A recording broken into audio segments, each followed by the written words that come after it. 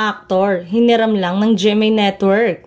Ang paglilinaw ni John Arcilla na still with Star Magic sa kapamilya fans na nagtanong kung lilipat ba siya o under Star Magic pa rin siya. Dahil kasama ang mahusay na aktor sa sequel na may pamagat na Lolong, ang luha ng unang atubaw. Balitang magiging kalaban siya ni Ruru Madrid. Nag-comment pa na, sayang na lumipat sa GMA si John. Hindi na raw nila siya mapapanood dahil TFC Europe subscriber sila. Sagot ni John, hindi po ako lumipat, guest lang. Sa paulit-ulit na nagtatanong kung lumipat na ba siya sa GMA.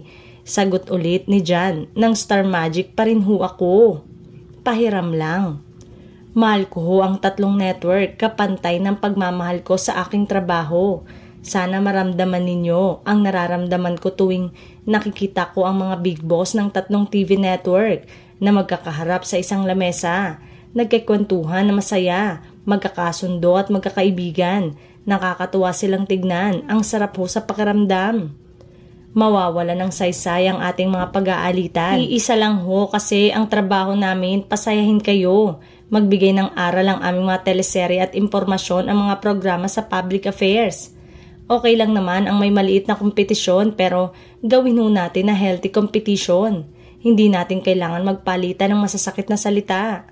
Marami ang nakuha ang punto ni John at kahit daw saang network pa siya ay may project, susuportahan pa rin nila.